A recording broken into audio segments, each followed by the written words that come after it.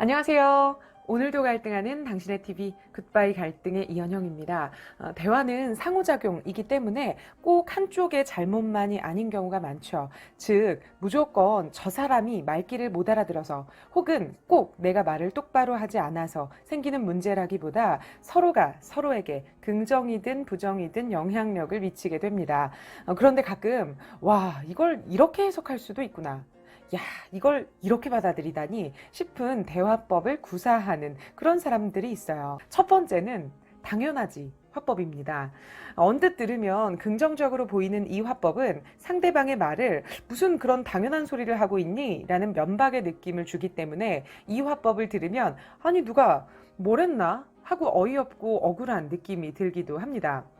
어우, 너무 춥다 진짜 라고 말하는 동료에게 야, 당연히 겨울인데 춥지 안 춥냐?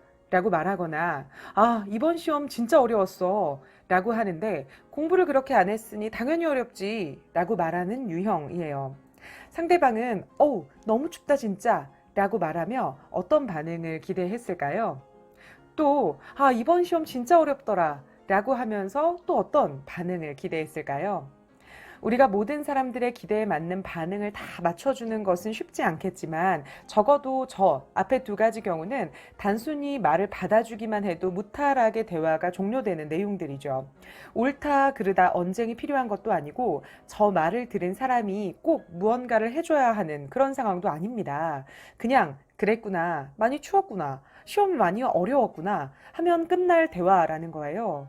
그래, 좀 춥지. 맞아, 엄청 춥더라. 혹은 아, 시험 진짜 어렵더라. 시험 많이 어려웠어? 라고 공감의 한마디 해주는 게 어렵다면 당연하지 그럼 이라는 것보다는 어쩌면 침묵을 지키며 먼 산을 바라보는 게 우리의 관계에 더 도움이 되지 않을까 싶네요. 두 번째는 그러니까 화법입니다. 이것은 그러니까 내가 그러니까 애초에로 이어지기도 합니다. 여행 가서 새 운동화 신었다가 발 아파 죽을 뻔했어 라고 하는 친구에게 굳이 그러니까 내가 새 신발 신지 말라고 했잖아 라고 하거나 아, 나 남자친구랑 헤어졌어 라고 하는 동료에게 그러니까 애초에 그런 남자는 만나지 말라고 했잖아 라고 말하는 유형이에요. 실제로 여행 갈 때 편한 신발 신고 가라고 먼저 조언을 해줬을 수도 있겠고 그 남자친구를 만날 때 그 남자는 아닌 것 같다고 말해줬을 수도 있어요. 하지만 굳이 결과가 좋지 않은 상황에서 그러니까 내가 라고 하면서 확인 사살을 하거나 예전의 증거 확보를 할 필요는 없다는 거죠.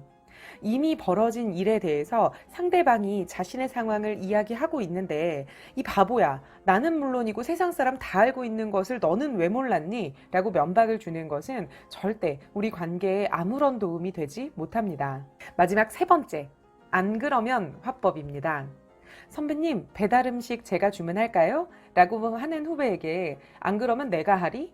라고 하거나 고객님, 봉투에 담아드릴까요? 라고 묻는 직원에게 안 그러면 어떻게 들고 가죠?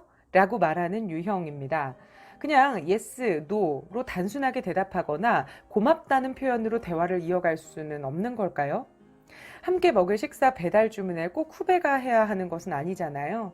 선배님, 배달 음식 제가 주문할까요? 라고 하는 후배에게 어우 고마워 까지는 아니더라도 해줘 라고만 해도 되잖아요. 또 고객님 봉투에 담아드릴까요? 사실 이것 때문에 많은 판매직 직원들의 고충이 있죠. 이 직원들이 봉투에 담아드릴지를 묻는 건 봉투가 필요한지 아닌지 직원이 몰라서 묻는 게 아닌 경우가 더 많습니다. 이 법적으로 봉투값 20원, 50원을 무조건 받게 되어 있는데 그럼에도 필요하냐라는 의미가 담겨 있는 말이기도 하죠.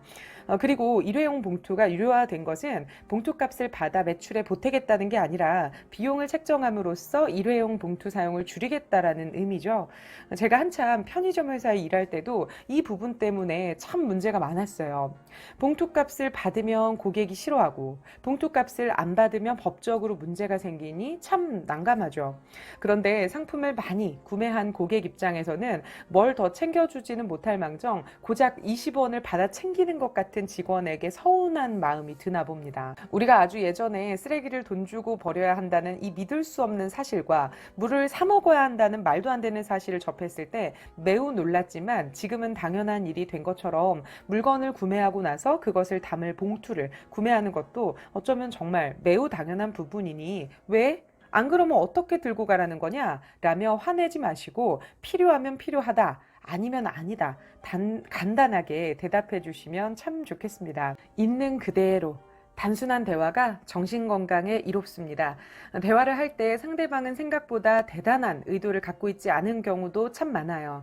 단순한 대화에 잘잘못을 너무 따지거나 정답을 주려고 하거나 과도하게 확대 해석하거나 하지 않고 있는 그대로를 받아들이는 우리 모두가 되기를 바라면서 저는 지금까지 오늘도 갈등하는 당신의 TV 굿바이 갈등의 이현영이었습니다. 감사합니다.